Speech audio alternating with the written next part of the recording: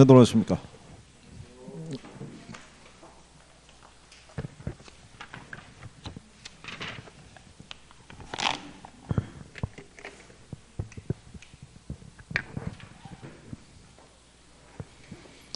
자, 오늘 그 첫 진도를 이제 시작을 해야 되는데, 많이 들으신 분은 3번, 그죠? 예. 처음 들으신 분도 있고, 우리 교재는 그 시험 목차 순서대로요. 그 개념하고 분류서부터 이제 출발하고 있는 거죠. 음. 거기 12페이지가 이제 시작인데, 12페이지 앞 페이지 가면은 총론이라고 돼 있어요. 그죠? 그러니까 총론에 챕터 이제 1, 2, 3, 4 이렇게 돼 있을 때 거기 개념하고 분류하고 특성하고 속성 이렇게 돼 있는데, 그게 시험 목차라고 생각하면 돼요. 시험 목차.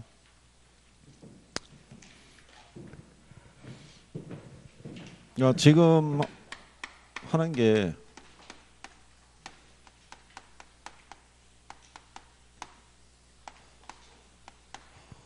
이게 총론이라고 보시면 되겠고요. 그래서 이 총론은 뒤에서 이제 배우게 되는 이 강론을 이해하기 위해서 필요한 기초 지식을 제공하는 게 총론이라고 보면 되겠고요. 요 총론에 대한 시험 목차는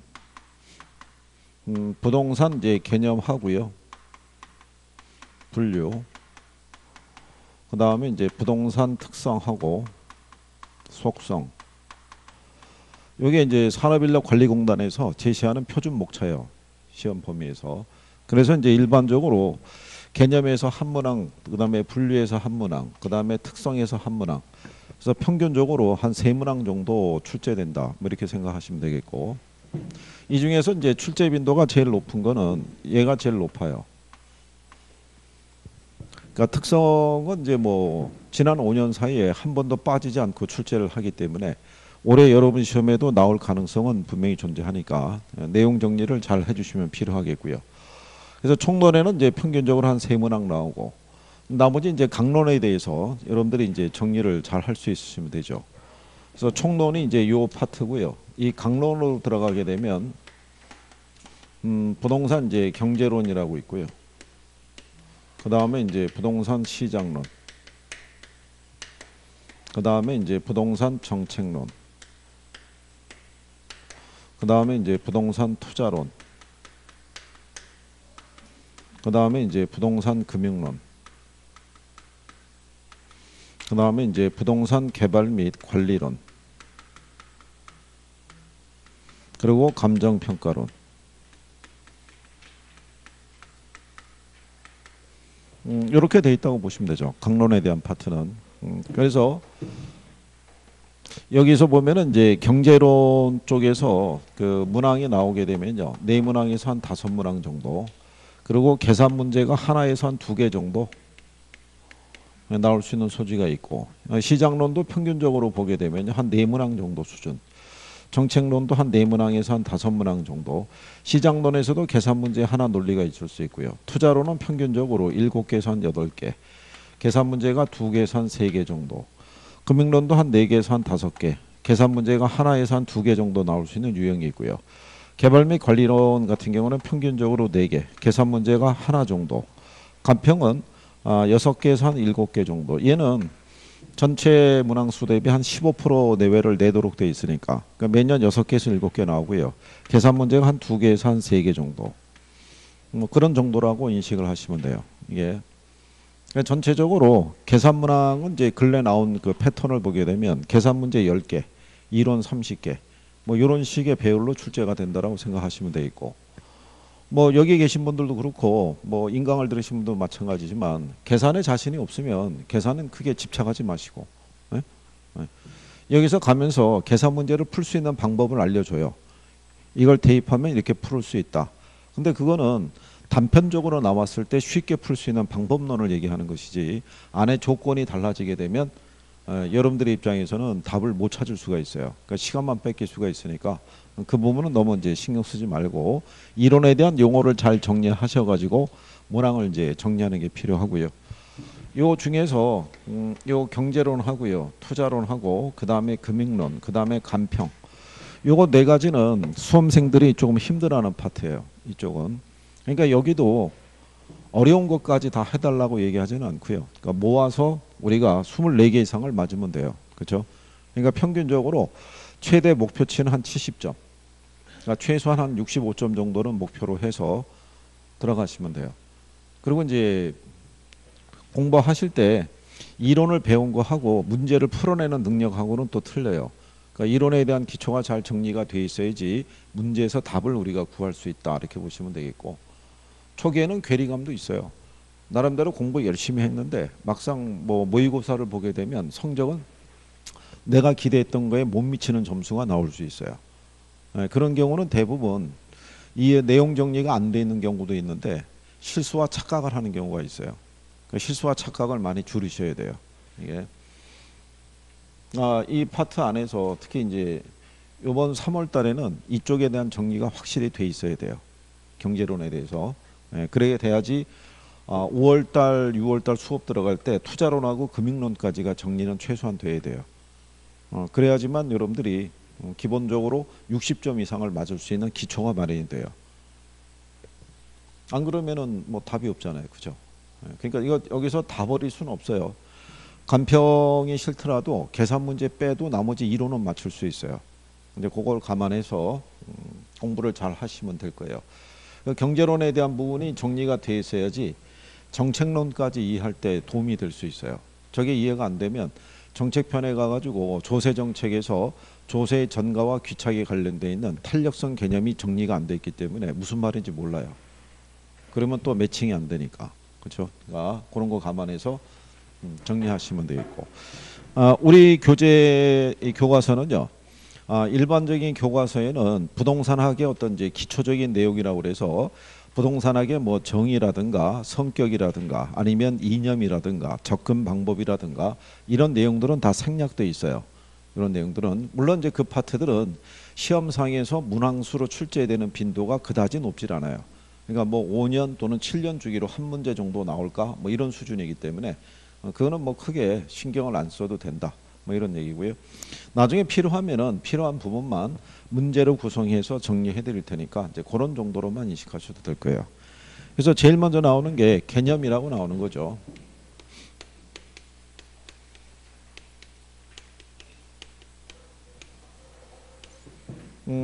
노란색으로 제목을 주고 한다는 얘기는 시험에 출제가 된다는 얘기죠. 그렇죠? 그러니까 노란색으로 표시한 애들 중에서 이런 거는 정리 잘 해달라 그러면은 구분을 잘 해줘야 돼요. 그렇죠? 네. 그쪽에 있는 친구는 나 오늘 처음 보나? 들리는 얘기로는 지난달인가 뭐 등록했다며. 등록했는데 오늘 처음 보는 거네? 괜찮아. 뭐 저기 뭐 작년도 그랬는데 뭐 작년도 등록을 하고 뭐 얼굴을 보여줘야 뭘 어떻게 해보든지 말든지 하지. 이건 이 시험 왜 도전하는 거야?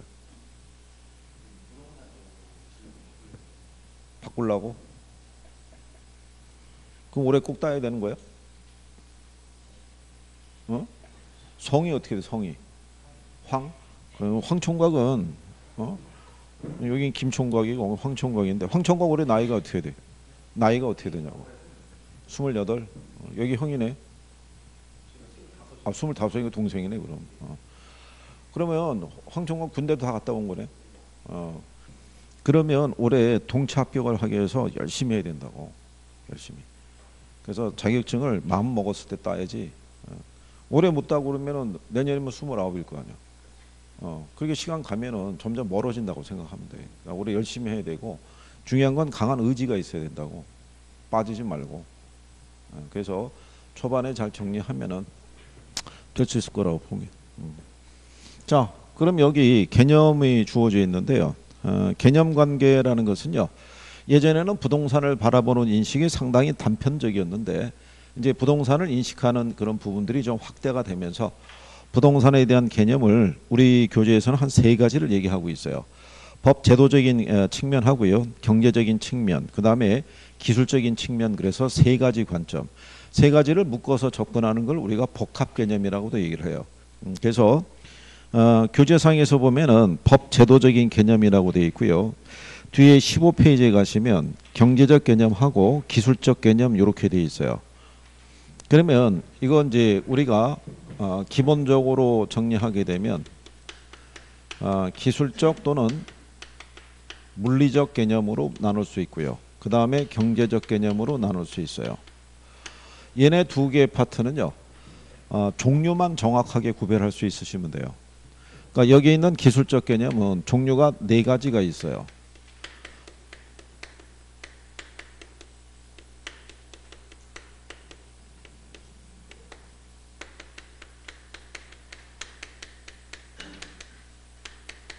여기 있는 경제적 개념은 종류가 5가지가 있어요.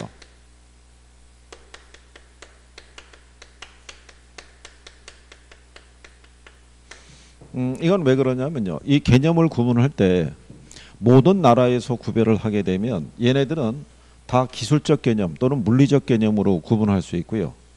여기 있는 얘네들은 경제적 개념으로 구분할 수 있기 때문에 모든 나라에 보편적으로 다 적용이 될 수 있어요. 그러니까 얘네들은 종류만 구별할 수 있어도 답을 맞출 수가 있어요.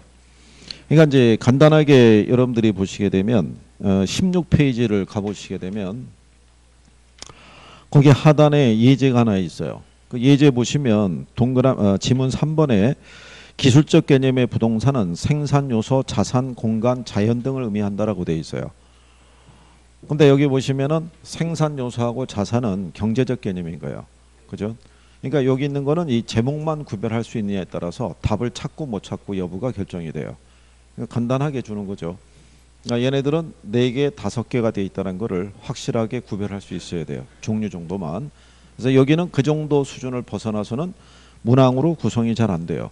그러니까 간단하게 주는 거예요. 그거를. 자, 그런데 법률적 개념이라고 있어요.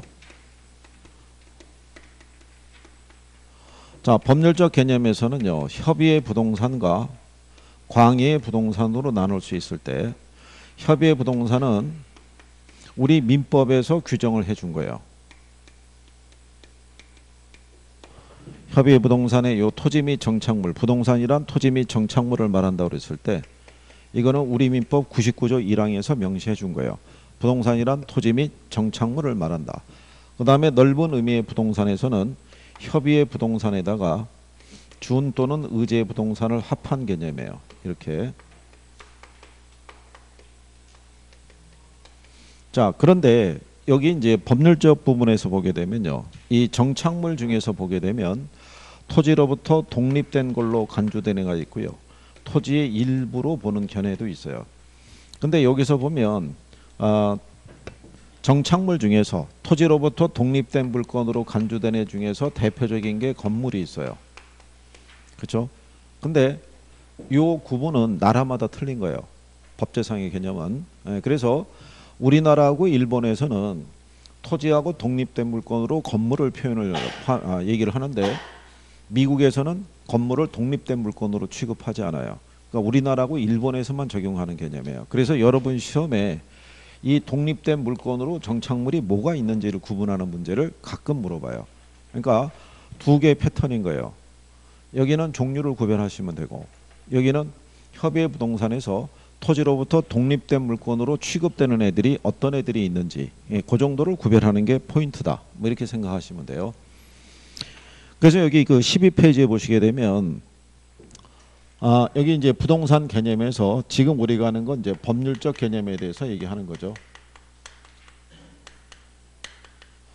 그러면 이제 법률적 개념에서 보게 되면 협의의 부동산이 나오죠.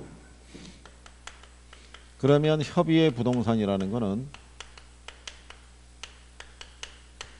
이거는 우리 민법에서 규정을 한 거예요. 그러면 협의의 부동산에서는 토지 및 정착물이라고 했을 때, 그렇죠? 거기 나와 있죠. 민법상의 개념으로서 토지와 그 정착물을 말한다라고 해놓은 거죠. 그래서 제일 먼저 나오는 게 이제 토지 이렇게 나오고요. 그래서 이 토지 자체에 대해서는 뭐 크게 여러분들에게 뭐 물어볼 만한 부분은 별로 없고요.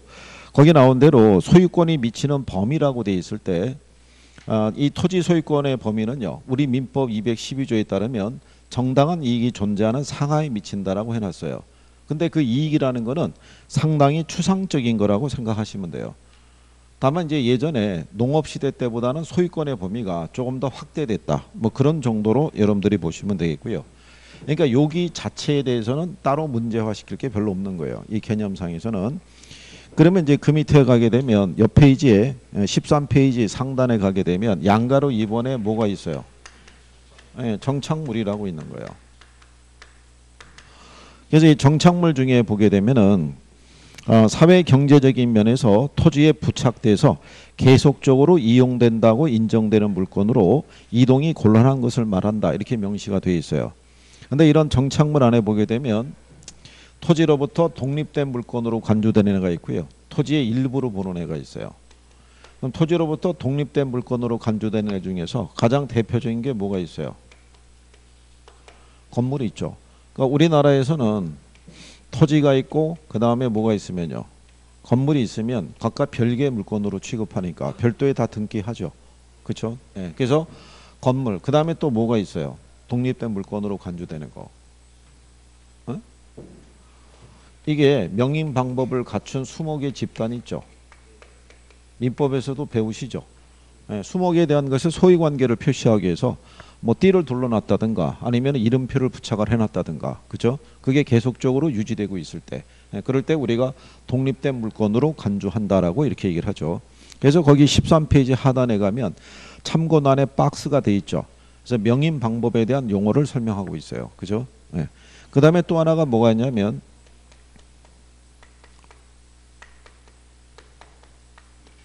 소유권 보존 등기된 이 수목 있죠.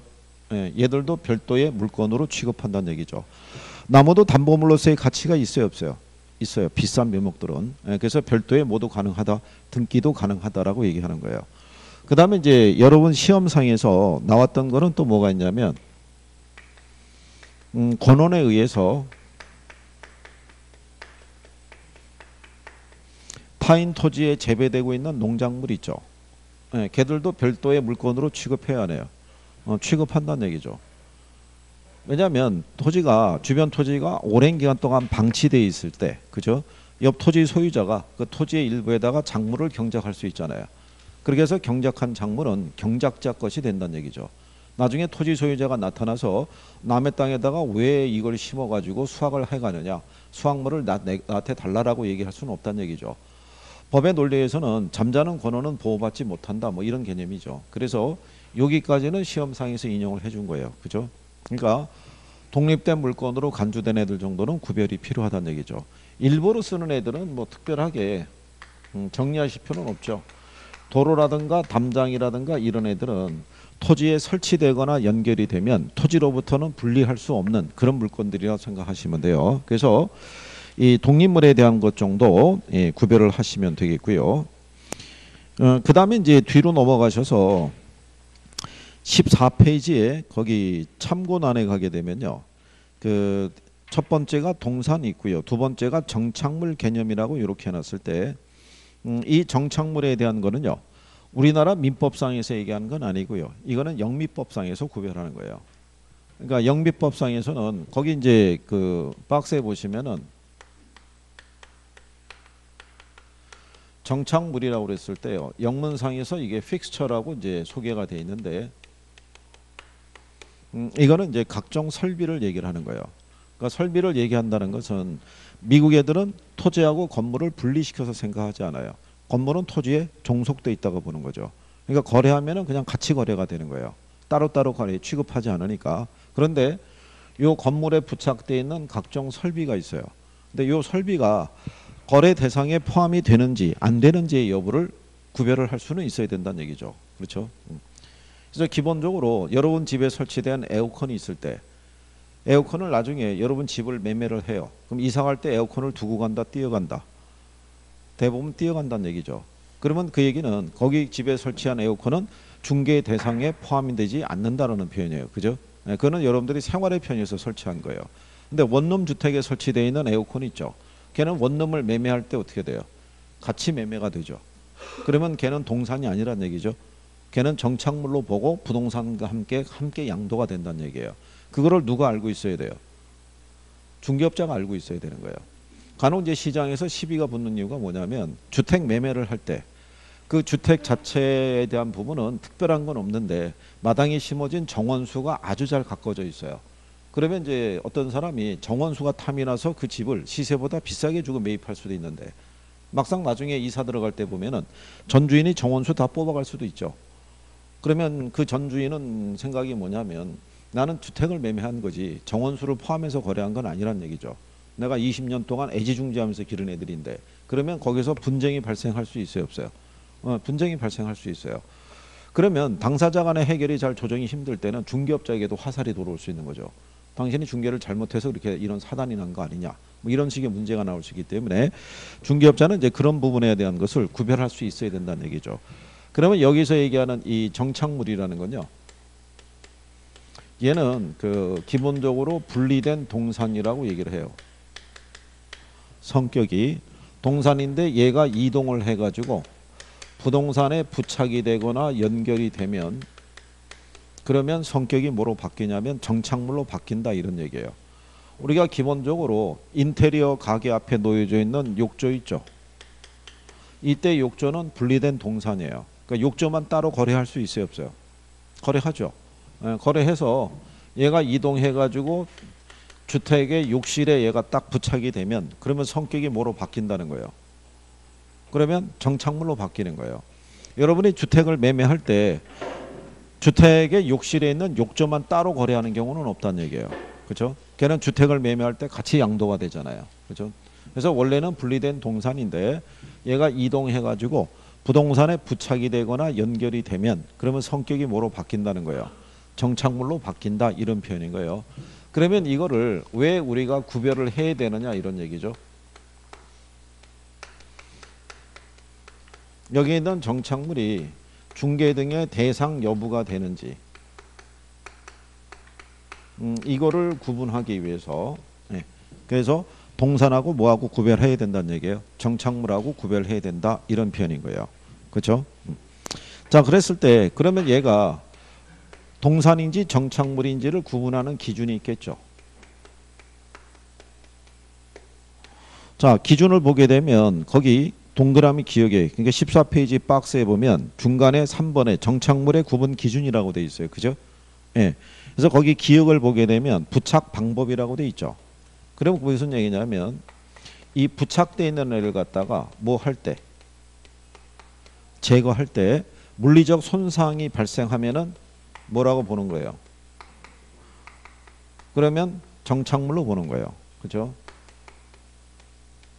그러니까 여기 있는 욕조가 여기 있을 때는 물리적 손상 없이 자유롭게 움직일 수가 있는데 욕실에 부착이 되면 손상을 가하지 않고는 빼낼 수가 없잖아요. 그러니까 얘는 뭐라고 보는 거예요?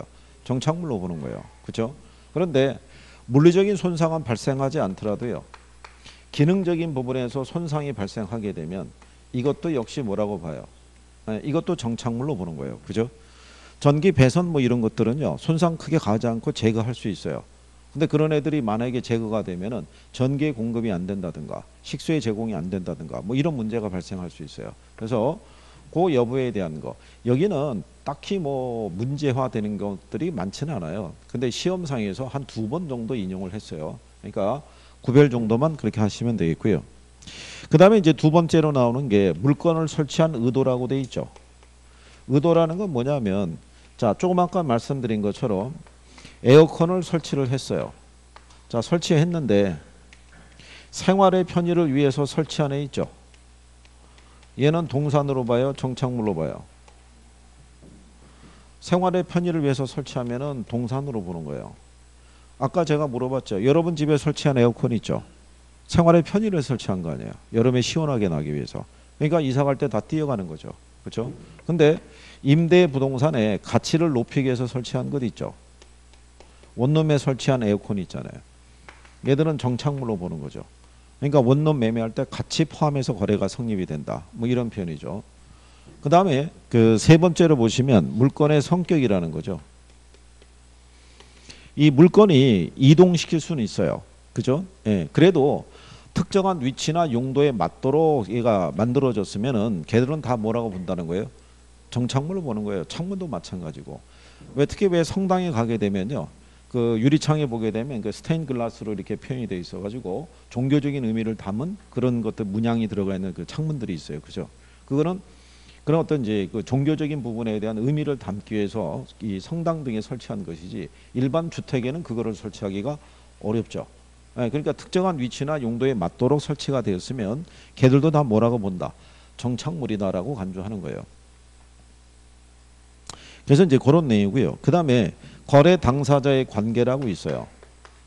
마지막에 관계를 보게 되면요, 주로 임대인이 설치한 거는 정착물로 봐요. 근데 임차인이 설치한 거는 다 뭐라 본다? 동산이다라고 보시면 돼요.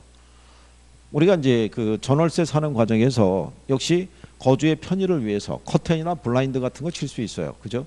근데 이사 갈 때 하면 다 뛰어가잖아요. 그죠? 그래서 그런 거를 가사 정착물 이렇게도 얘기를 해요.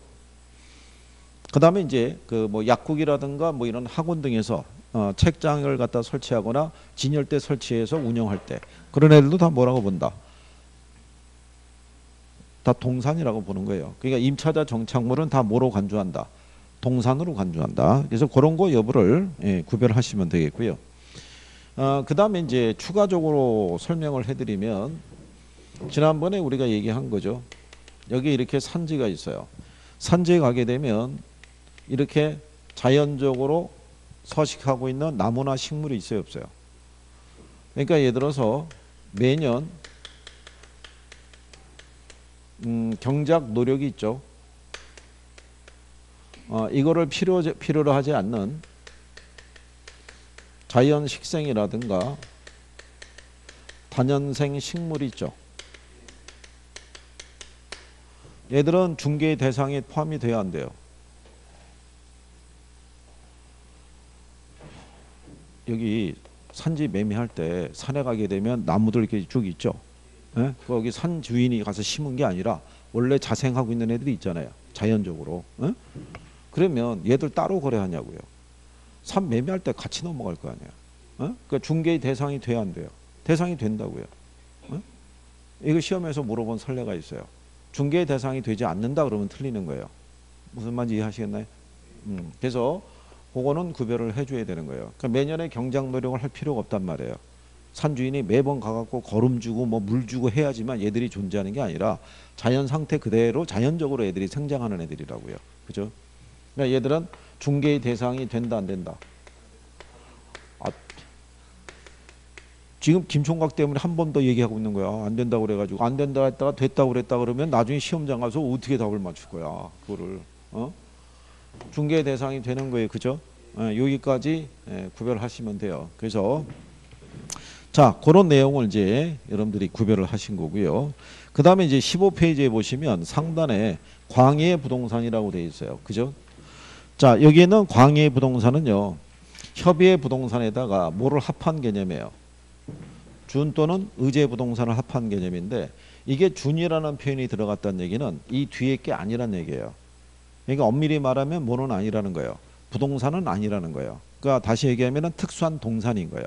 특수한 동산인데 우리 필요에 의해서 개별법에 의해서 별도의 등기 또는 등록에 대한 공시수단을 갖고 있는 애들을 우리가 준 또는 의제 부동산이라고 얘기를 하는 거예요. 그래서 거기 보면 양가로 2번에 이렇게 돼 있죠. 성질상 부동산으로 볼 수는 없는데 그 재화의 관리의 입장에서 볼 때 등기 또는 등록이 불가피하므로 이를 광해 부동산에 포함시킨다라고 해놨죠. 그럼 여러분들이 보시면 토지 담보로 대출받을 수 있죠. 건물 담보로 대출받을 수 있죠. 비싼 수목도 담보로 대출 가능해요. 그런데 너무 제한적이잖아요. 그러니까 범위를 확대시켜주기 위해서 얘들을 등장을 시킨 거예요. 그래서 이 준 또는 의제 부동산에 보게 되면 공장재단 또는 광업재단 이런 애들이 있죠.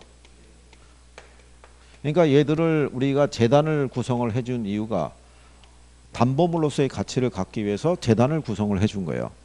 무슨 말인지 아시겠나요? 그러면 담보물로서의 가치의 범위가 좀 더 확대될 수가 있죠. 그렇잖아요. 그럼 실생활에서 우리가 좀 더 다양하게 운용 가능하다는 얘기죠.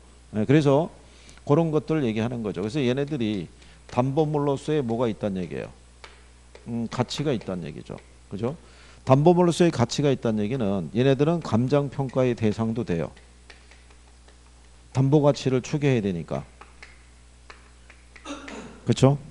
그래서 여러분들이 보시면은 그런 내용으로 이제 정리하시면 되겠고요. 근데 거기 그 준부동산에 보면 준부동산의 개념은 실생활의 필요에 따라 구분하는 것은 아니고 학문 연구의 대상으로 분류하는 개념이다라고 해놨죠. 예, 그럼 그 얘기는 무슨 얘기냐면 얘가 감정평가의 대상이 되잖아요. 그죠? 예, 그러면 얘가 부동산학의 연구 대상에도 포함이 된다는 얘기예요. 아, 여기는 이제 그 부동산학에 대한 연구 대상 그러면요. 부동산 활동 또는 현상 등을 얘기를 해요. 활동하고 현상. 그러면 이제 용어상에서 간단하게 설명을 해드리면 김용진 교수라는 양반이 이 부동산학에 대한 연구 대상 이렇게 얘기했을 때요. 이 연구 대상에 포함하는 게 부동산 활동하고 부동산 현상을 얘기를 해요. 이건 시험 지문에 한번 인용한 거예요. 네, 그러면 이 부동산 활동이라는 건 뭐냐면 우리가 부동산을 대상으로 해서요. 가령 예를 들어서 거래하거나 투자하거나 또는 개발하거나 또는 감정평가하거나 이런 일련의 행위를 뭐라 그런다? 부동산 활동이라고 얘기를 해요. 활동. 그래서 일반적인 이 활동이라는 게 어떤 원인적인 부분이 되고요. 현상이라는 게 결과로 나타날 수 있다. 뭐 이런 얘기예요. 그러니까 예를 들어서 현상이라는 것을 우리가 법률적 현상이라는 것도 있고요. 경제적 현상이라는 것도 있고 그 다음에 기술적 현상이라는 것이 있다라고 했을 때 예를 들어서 부동산에 대한 거래가 활발하게 움직이죠. 그러면 권리 이전이 있죠.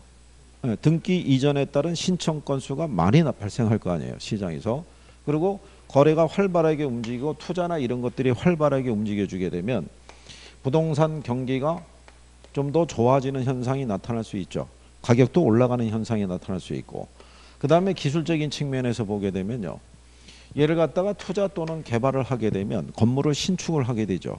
그죠? 그러면 신축 이후로 그 건물의 변화가 발생하죠. 신축에서 안정 단계를 거쳐서 노후 단계를 거쳐서 완전 폐물 단계에 따른 건물에 따른 어떤 이런 수명 현상 같은 것들이 나타날 수 있어요, 없어요? 있을 거 아니겠어요? 그러니까 이런 얘들의 원인이 돼서 이런 결과가 나타나요. 그죠? 그러면 건물을 우리가 신축을 했을 때요. 참고로 보시면 1970년을 기준으로 했을 때 서울 도심의 평균 층수가 2.1층이에요. 그러면 층수가 높지 않았다는 얘기죠. 그러면 70년에는 왜 이렇게 건물의 규모가 작았냐면은 임대할 수 있는 수요가 많지 않았다는 얘기죠. 경제 규모도 크지 않았고. 그러니까 이때는 이런 규모로 짓는 게 최유 이용이었을 거예요. 근데 건물이라는 게 다시 우리가 재건축이나 뭐 이런 거 들어가려고 그러면 수명이 수십 년 지나야 되죠. 그래서 만약에 한 3, 40년 지났다 이거죠. 그러면 그 사이에 경제 규모가 많이 커지고 임대 수요도 많이 늘어났겠죠. 도심 지역의 땅값이 비쌀 거 아니에요. 그러면 다시 만약에 철거해서 다시 신축할 때는 종전하고 똑같은 규모가 아니라 어떻게 돼요? 좀 더 건물의 층수가 확대되거나 규모도 커지겠죠. 그러면 어떤 행위가 들어가면은 어떤 결과가 주어질 것이라는 걸 유추할 수가 있고 이 다음에는 어떤 행위가 더 바람직할 것인가를 우리가 판단할 수 있다는 얘기죠. 그래서 그 양반은 이거 두 가지가 뭐로 보는 거예요? 연구 대상으로 분류하는 거예요. 그러니까 시험 지문에 그렇게만 나온 거예요. 부동산학의 연구 대상에는 부동산 활동과 현상을 포함시킨다. 뭐 이렇게만 나온 거예요. 그죠? 근데 그 활동에 보면은 뭐도 들어가는 거예요? 평가. 그러니까 이게 감정평가의 대상이 된다는 얘기는 얘는 학문 연구의 대상에도 포함이 된다는 얘기예요. 무슨 말인지 하시겠나요? 예, 그래서 그런 표현으로 정리할 수 있으시면 돼요. 그래서 이제 그 나중에 간평 쪽에서 그 뒤에 밑에 나와 있는 물건들이 있죠.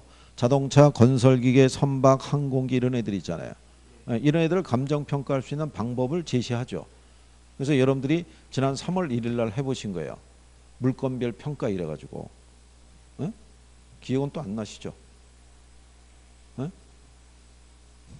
그래요. 뭐 또 신선함이 또 가득 또 차고 있는 거죠. 아니 우리 지난번에 이거 해드릴 때 여기 공장재단 있죠? 이거 무슨 방법으로 평가해요? 광업재단은 뭐로 평가하는 거예요?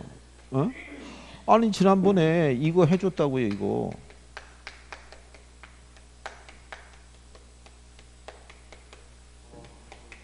형제라고 광수, 공수, 영수, 저수라고 그래가지고 광업재단 수익환원법, 공장재단 수익환원법, 영업권 수익환원법, 저작권 수익환원법 이렇게 써줬다고요 이거. 에?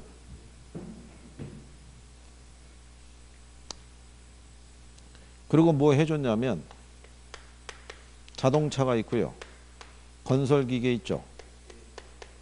그 다음에 선박 20톤 이상의 항공기 있죠. 그죠? 얘만 거래사례비법 쓰잖아요. 얘만. 얘네들은 원가법 쓰고. 얘만 왜 거래사례비법 쓸 수 있다고 그랬어요? 어? 생각해, 얘들 중에 중고시장이 제일 발달되는 애가 어디예요? 아, 얘밖에 없잖아요, 얘밖에. 어? 아니, 포크레인이라든가 항공기라든가 선박을 우리가 일반적으로 거래를 자주 할 수 있어요? 없잖아요. 그나마 빈번한 애가 자동차잖아요. 그러니까 얘는 사례를 구하기 쉬우니까 거래사례비법으로 이거 평가할 수 있다라고 얘기해 준 거예요. 그죠? 기억하나요? 이거 최근 시험에 여기 출제해서 틀리게 준 게 이걸 줬다고요. 건설기계를 이 방법으로 평가한다고. 그럼 틀렸을 거 아니에요. 그러니까 이게 기본적인 걸 알면 답을 쉽게 찾을 수 있는 거예요. 그죠? 예? 여기서 이 안에 대한 내용에서 복잡한 내용 이런 것까지는 여러분들에게 물어보질 않아요. 그냥 간단한 논리만 물어봐요. 간단한 것만. 그래야지 여러분들이 제한된 시간 내에 답을 찾을 수 있잖아요. 그죠? 자, 그 다음에 이제 뒷페이지에 가시면 복합 개념의 부동산이라고 해놨죠. 자, 이거는 그 김영진 교수가 그 분석을 할 때 요 복합 개념의 부동산, 이 복합 개념의 사고로 모든 걸 파악하라고 얘기를 해요. 그러면 조금 아까 여러분들에게 뭐라고 얘기했냐면 이것 때문에 또 지웠군요. 아까 조금 아까 부동산학의 연구 대상 하게 되면 부동산 활동이 있고 현상이 있었죠. 근데 현상도 법률적, 경제적, 기술적 현상을 얘기를 하죠. 그러니까 모든 부분을 그 세 가지의 관점에서 접근하는 걸 얘기를 해요. 그래서 복합 개념이라고 그러면 법률과 경제와 기술적인 측면이 있죠. 앞글자를 따서 법경기라고 얘기를 해요. 이 세 가지 관점으로 접근하는 것일 때 우리가 그것을 무슨 개념? 복합 개념의 부동산이다라고 얘기를 해요. 그래서 밑에 하단에 가면 예제 나와 있죠. 거기 지문 1번을 보면 이렇게 돼 있잖아요. 복합 개념의 부동산이란 부동산을 법률적, 경제적, 기술적 측면 등이 복합된 개념으로 이해하는 걸 말한다. 그죠? 그러니까 이 정도 수준으로 인용을 하는 거예요. 그리고 2번 지문을 보면 민법상 부동산은 토지 및 정착물을 말한다고 해놨죠. 네, 그러니까 이게 그거예요. 협의의 부동산에 대한 규정은 민법상의 개념을 적용한 거예요. 이해하시겠나요? 네, 그리고 4번 지문에 보면 준부동산은 등기 등록의 공시 방법을 갖춤으로써 부동산에 준해서 취급되는 특정의 동산 등을 말한다고 해놨죠.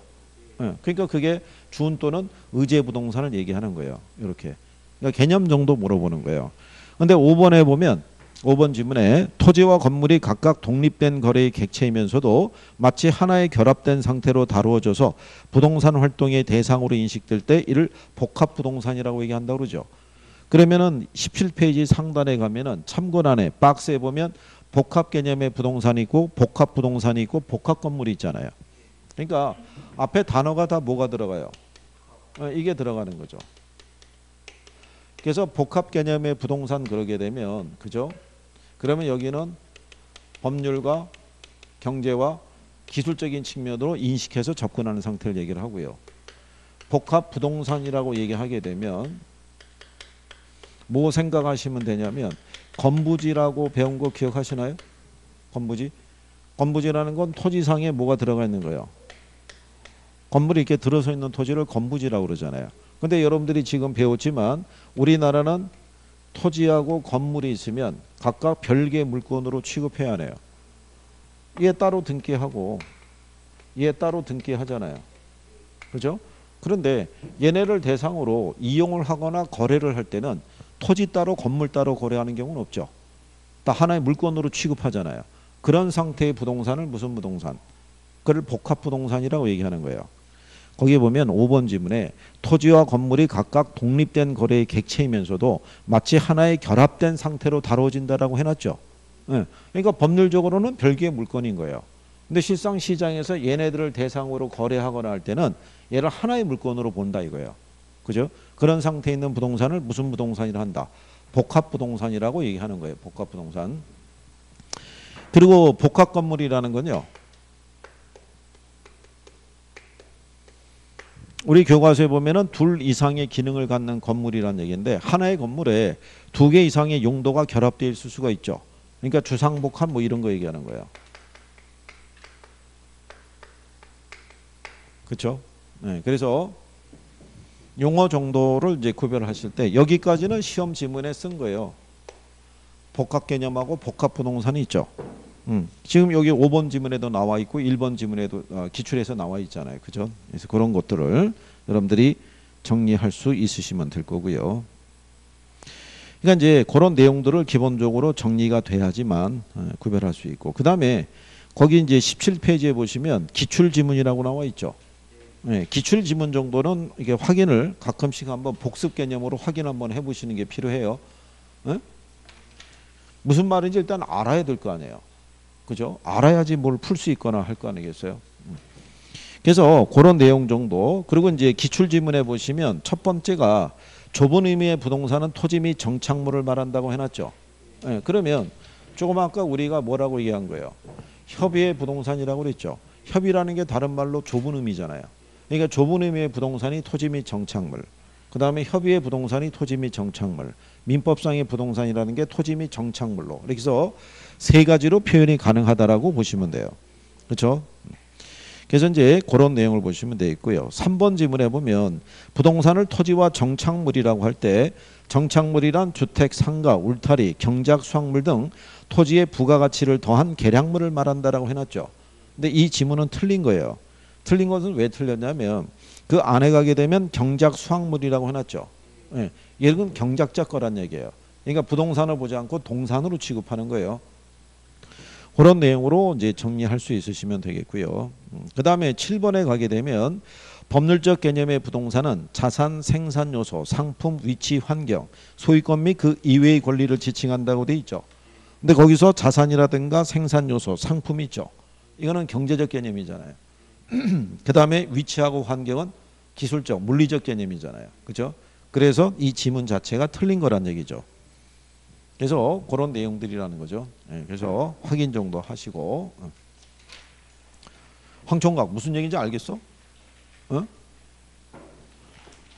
예, 여기 손천연가? 어? 하도 왔다 갔다 해가지고 손인지 구별이 안 되네. 무슨 말인지 이해하겠어? 이해가 안 되면 저 주변 사람들 물어보거나 막 이래야 돼. 본인이 들어서 무슨 말인지 모르겠으면 답답할 거 아니야. 답답하면은 이 공부에 흥미가 없지. 그러면은 나가야 되나 말아야 되나 따라 계속 고민할 거 아니야. 그래서 결국은 2월 달까지 그냥 지나간 거 아니야. 지금 여러분들이 약속한 3월이 된 거예요. 3월 달부터 열심히 한다며요. 3월 달부터. 3월 지나고 4월이 되면 공부해야 안 해요. 공부 안 해요. 중개사분들은 홀수로 가는 거예요. 홀수로. 이거 왜 홀수달로 가겠어요? 개강이니까. 여기서 첫 진도 나간다고요. 그러니까 그거 하나 보고 또 버팅기는 거예요. 그래갖고 와가지고 또 무슨 말인지 모르면은 또 힘으로 켜져가지고 들어갈 거 아니겠어요? 이제 한 2번만 더 그러면 시험 보러 들어가는 거예요, 이제. 지금 3월 됐을 때요. 학원들 나오는 지금 패턴을 보게 되면 연회원으로 1월 달에 등록해놓고 안 나오고 계속 버팅기다가 3월이 됐을 때 지금 등장한 거예요. 그러니까 간만에 나와가지고 책상에 앉아있으려니까 죽을 지경이죠. 좀이 쑤시고 집중도 잘 안 되고. 그죠? 그런데 가끔가다 선생하고 또 시선은 마주칠 거 아니겠어요? 그러면 차마 이상한 표정은 지을 수 없으니까 고개만 아래 위로 끄덕거리고 있는 거예요. 근데 물어보면은 못 들은 척 하고 있고. 모든 학원이 다 똑같아요. 그죠? 시험 이제 금방 봐요. 지금 3월이면 시간 많이 남을 것 같아도 3월 달에 열심히 한다는 것은 진짜 열심히 해야 되는 거예요. 그래야지 합격할 수 있어요. 그죠? 좀 거기 19페이지 가보시면 기출문제에 보면은 문제 1번이 있죠. 예, 정착물에 관한 설명 중에서 틀린 거 물어봤잖아요. 그죠? 근데 거기 2번 지문을 보시면 토지에 정착되어 있으나 매년 경작 노력을 요하지 않는 나무와 다년생 식물 등은 부동산의 정착물로 간주되지 않기 때문에 부동산 중개의 대상이 되지 않는다라고 해놨어요. 그러니까 맞겠어요? 틀리겠어요? 틀리잖아요. 얘들은 그냥 산 매매할 때 같이 포함해서 거래가 돼야 안 돼요. 거래가 된다라고 조금 아까 한 거예요. 그러니까 얘들은 당연히 중개의 대상에 포함이 되는 거예요. 그죠? 근데 아까 얘기했던 경작 수확물 이런 것도 있죠. 예, 그런 것들은 동산으로 분류하기 때문에 이 거래 대상이 중개 대상이 포함이 된다 안 된다? 안 된다는 얘기라고요. 김총각. 이거 확실하게 구별을 해야 되는 거야. 그 산에 갔을 때 산에 이렇게 나무 가면은 산에 가면 나무들 다 있어요 없어요? 이제 산지가 원래 비싸질 않아요. 그러니까 걔들은 산 매매할 때 같이 넘어가는 거야. 근데 이렇게 논을 보게 되면 여기 이렇게 벼가 심어져 있잖아. 근데 예를 들어서 논 주인이 논을 매매했단 말이야. 그러면 이 논을 매매한 것이지 여기 있는 경작 수확물이 이 벼까지 매매가 된 건 아니란 말이야. 어? 이거는 별도의 독립된 걸로 취급해 준단 말이야. 이거는. 어? 그렇지. 매년 경작의 노력을 필요로 하는 그런 애들은 이제 그 부분을 별도로 이제 우리가 취급해 준다는 얘기지. 요하지 않는이라고 해놨잖아. 그렇지. 그거는 경작자 거지. 그러니까 따로 그건 취급하는. 그렇지. 그러니까 이거를 왜 문제로 줬겠어요? 김총각 같이 이 착각하는 사람들이 많으니까 이걸 지문으로 주는 거예요. 출제자들이 선호하는 건 뭐냐면 여러분들이 어려운 난이도를 주는 게 아니고요. 실수와 착각을 불러일으킬 수 있는 지문이 있으면 그거를 구성해서 주는 거예요. 그렇잖아요? 그러면 저희가 이거 별표 같은 거 해줄 때 뭐냐면 여기 구별하라는 게 뭐예요? 종류 구별하라는 거잖아요. 종류가 섞이면 틀리는 거 아니에요. 그렇죠? 표현상에서. 그럼 이쪽에 오면은 독립된 물건으로 간주된 애들을 구별할 수 있느냐 정도를 물어볼 거 아니에요. 정착물의 성격 이런 거 정도 알 수 있느냐. 그럼 간단한 거 그거 말고는 물어볼 만한 게 별로 없다고요. 그러니까 거기를 포인트로 해서 정리를 잘 해주시면 되는 거예요. 그죠? 자, 그 다음에 이제 21페이지 가시면 부동산 분류라고 해놨어요. 그죠? 예, 여기도 시험상에서 용어로 이제 나오는데 예전에는 부동산 분류 그러면 토지만 물어봤는데 요즘은 토지하고 주택까지 물어봐요. 그죠? 그래서 토지하고 주택에 대한 부분을 이제 우리가 또 정리해야 돼요. 또한 50분 됐으니까 또 잠깐 쉬어야죠. 쉬었다 들어오세요.